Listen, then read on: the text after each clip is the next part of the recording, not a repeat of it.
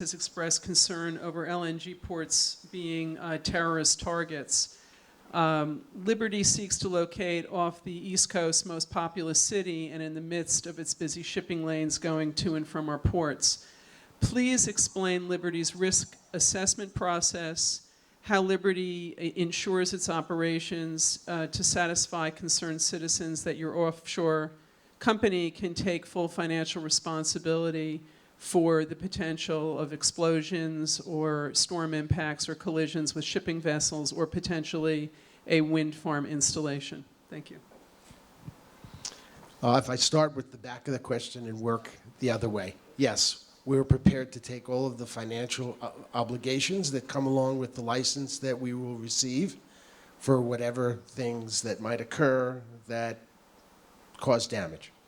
With respect to the independent risk assessment, the IRA, that's done by the Coast Guard, I'm not, no pun intended here, I'm not at liberty to talk about the details of that document because it contains information that, quite honestly, the Coast Guard will keep to itself for ensuring that we are protected and safe at all times. They will require us to do certain things, which again, you don't give your playbook to the terrorists. I'm not at liberty to talk to you about. But be assured that whatever it is that the Coast Guard and any other Homeland Security group that has influence on that report, whatever it is that they recommend, we will be implementing. We will be sure that that particular location in the very large ocean will be as safe as possible for us to operate there. Who insures you? Pick an insurance company, Lloyd's of London. I mean, wherever you have to go to secure an insurance policy to provide for the liability that you're protecting against, that's where you go. Well, the reason I ask is because I have reviewed the 10Ks of the oil and gas industry involved onshore, and none of them are fully insured, and they disclose that fact in their 10Ks. And because of extreme weather events, companies are now increasing premiums and decreasing coverage. And so what we have is a convergence of climate change issues and also, obviously, risk associated that we've just mentioned with potential, terrorist explosion. This is obviously a risky business. It's not the only risky business, but I think that a concern would be not that you're going to do not only that you would do what the federal government would require, but how are people able to rest assured that there actually is going to be assurance available to be able to cover these potential impacts? I can only respond by saying that there will be certain obligations that we will have to step up and meet, whether we do it through self-insurance or we do it through acquisition of insurance to cover us. That's what we all do with our own homes. I mean, I have a house down the Jersey Shore. I can decide that I don't want to take flood insurance down there. Oh, the bank won't let me exist without flood insurance, so I buy it. We're going to have to be required to put up a certain amount of insurance policy to cover the project and any potential liabilities, and we're prepared to do that. Just briefly, it is in a very in the middle of the ocean. It's in an area that's within proximity to at least three major airports, a lot of smaller airports. Air traffic is also a consideration. It's a big ocean out there. There could be ships that have bad intent, and it take a long time for the Coast Guard cutter to get out there, finally, the costs are going to be to the port if there were some type of accident. Shutting down the port of New York and New Jersey for a length of time would have extensive economic consequences. And I don't know, not to know the economic considerations for the company for having such insurance. I think it would be quite extensive. And it's, again, curious that they're willing to invest $600 million for what turns out to be potentially 25 days worth of service. The numbers are just not adding up. Would you like to comment on? Our business model says that it works.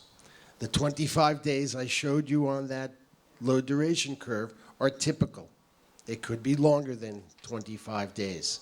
We're looking at a certain number of cargoes. The cargo numbers are limited. 20 cargoes is about our target number per year. And again, depending upon the unloading rate, which is driven by the demand on shore, we will either be there for 5 days or 10 days, something along that range, in order to empty the cargo and then come back with another cargo. So we've considered all of the ins and outs of the business model, and we believe that our business model works for this. As part of the application review, do you have authorization to trade in LNG either by import or export from the Department of Energy? This is not an export project. I don't know how many times I can possibly repeat that and assure you of it, but and I know Sean will stand up and say, yes, our permit can always be modified in order to make it an export project.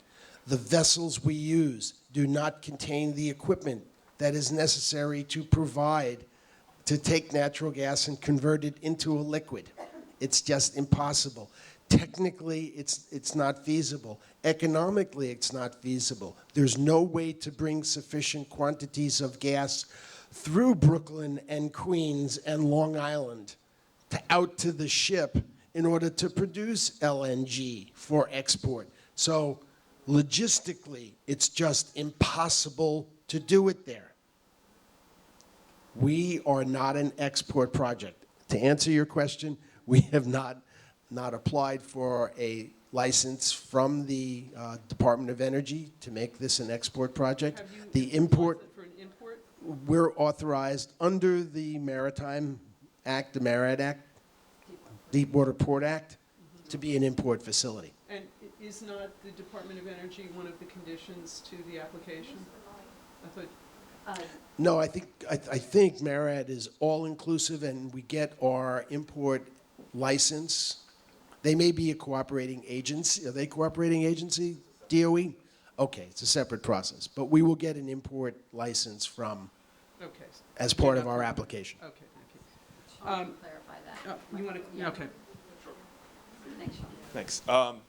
Yeah, so this is definitely very clearly stated to be an import license application. I grant that, absolutely. And as you said that I would say, so I'll say that to fulfill the prophecy, licenses can be changed at the whim of the federal agency. So just a couple months ago, the license for Neptune LNG, which is an LNG import facility exactly like this one off of Boston, was amended to be shut down for 5 years, as Cindy said, because they couldn't project any foreseeable import need in New England.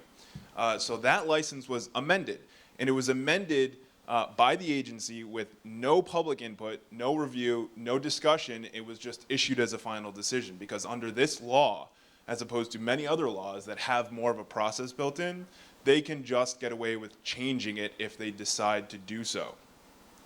So one of the things that was alluded to also was that the ships cannot export LNG, but the Höegh LNG, which is the name of the Norwegian company that Liberty has said they're going to be exclusively working with to ship LNG, Höegh LNG on their website says they've invested 400,000 engineering man-hours into developing floating export production, floating liquefaction, the ability to take boats, tie them up to buoys like this, and export natural gas from there. They're one of the worldwide leaders, according to their own company, in developing this technology. So the technology is there. It's all expected to come online in 2015, exactly when Liberty Natural Gas is supposed to come online. So it's not really safe to say that this isn't technologically feasible. So it's absolutely feasible from a standpoint of the license, and it's absolutely feasible from a standpoint of the technology. Yeah, 30-second response. 30-second response. The Boston market is not the New York market, so you cannot assume that simply because GDF Suez has requested a temporary stay in the utilization of their buoy that it's going to stay offline forever. As the market grows up there, it'll change. Yes, Hogue does have the technology to do those kind of liquefaction projects, but those are intended to be projects that are based at a dock, on a shore, right at a shoreline, as opposed to having liquefaction built on land, not at a buoy sitting off of the coast. It's clearly not the same technology. Okay, I'm going to try to combine questions because we have a considerable number, and I'm going to apologize in advance if we're not able to get to everybody's questions. So I'm going to try to read through them and see where there's similarities between them so that we can address them in that fashion. The League of Women Voters of the United States supports efforts to curb climate change. So this is our question. What steps has Liberty taken to assess the methane emissions which would result from its LNG operations? And from an audience member, our climate crisis is urgent. Professor Mark Jacobson has already shown that we can meet all our energy needs in New York State through renewables if the political will is there.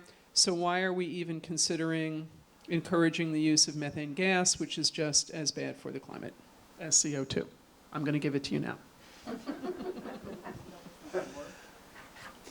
As part of our permit, we do have to look at releases, but I can tell you that we do not vent any gas out of the ship. Whatever gas is there, we use it as a fuel. Natural gas is the cleanest fossil fuel that's out there, so it's better than us burning oil in the ship that we'll be utilizing. With respect to replacing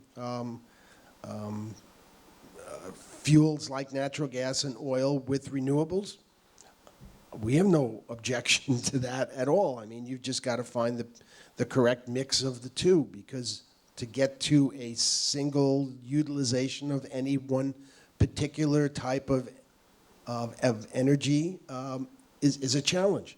Look at the places that have built a great deal of wind farms, a great deal of solar installations. They have natural gas backup behind them anyway.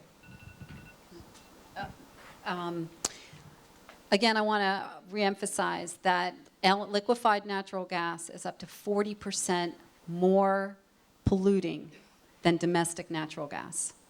So it's very clear that LNG is going to move us in burning more fossil fuels. And if that's the goal, which I don't think it is on any of our parts, it moves us in the wrong direction.